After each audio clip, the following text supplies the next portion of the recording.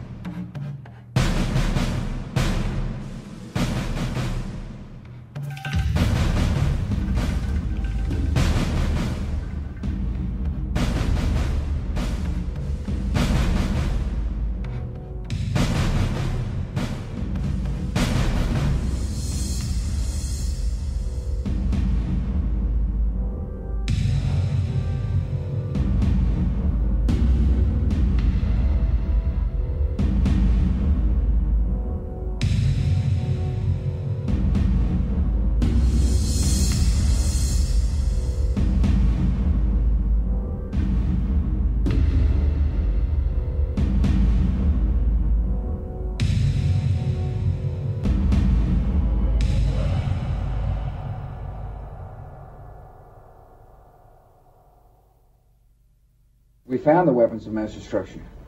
We found biological laboratories. Everybody knows that Iraq had weapons of mass destruction. I have every reason to believe that the intelligence that we were operating off was correct. No question we have said that Saddam Hussein possesses biological and chemical weapons. We know where they are. They're in the area around Tikrit and Baghdad and east, west, south, and north somewhat. All this will be made clear in the course of the operation for whatever duration it takes. Are you confident that you'll also find weapons of mass destruction?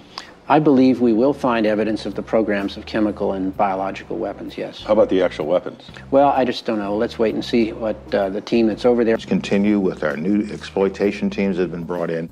And that we will in fact find weapons or evidence of weapons programs that are conclusive. It is somewhat puzzling, I think, that you can have 100% certainty about the weapons of mass destruction's existence and zero certainty about where they are. Do you agree? And does it matter whether or not you find this weapon? We might ask the Prime Minister that. We won't be proven wrong. This is a process that takes some time, and it will ebb and flow.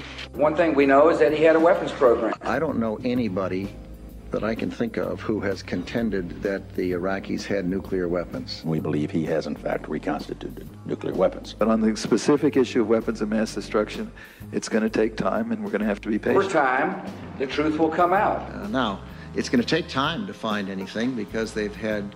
We will find that we presented a solid case, a case that is there and was there and will remain there. So it's going to take a period of time to find the people. I don't think we'll discover anything myself. Still thought that 3.5 months for new inspections was a rather short time before calling a day, and especially when we now see that they say, the U.S. government is saying that, look, you have to have a bit of patience, these things take time. I believe that we will find the truth, and the truth is he was developing a program for weapons of mass destruction. I think what will happen is we'll discover people who will tell us where to go find it. You're not going to find it simply in a house-to-house search. You're going to find it when people start to talk to you. It is not like a treasure hunt where you just run around looking everywhere hoping you find something. I just don't think that's going to happen. The inspectors didn't find anything, and I doubt that we will. Are people going to find out the truth? And the truth will say that this intelligence is good intelligence, no doubt in my mind. What we will do is find the people who will tell us. There are a lot of people who lie and get away with it, and that's just a fact. He has not developed any significant capability with respect to weapons of mass destruction. He is unable to project conventional power against his neighbors. We are able to keep arms from him. His military forces have not been rebuilt. Is U.S. credibility on the line over weapons of mass destruction in Iraq? I'm not exactly sure what that means.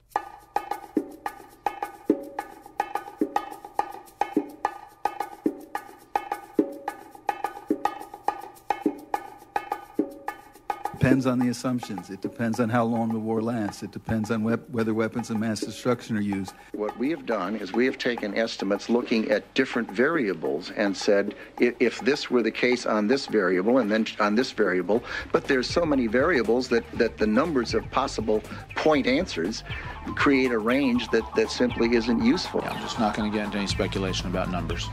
A country that can really finance its own reconstruction and relatively soon.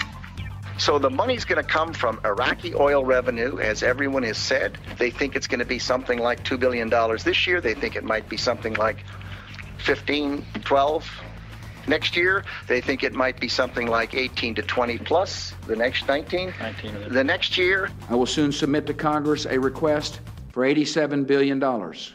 Why did the administration so dramatically underestimate the cost of this war? We did not have perfect foresight into what we were going to find in Iraq.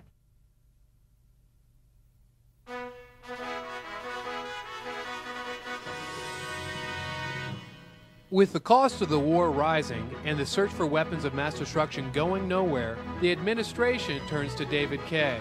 This work is being carried out under the direction of Dr. David Kay, a respected scientist and former UN inspector who is leading the weapons search in Iraq.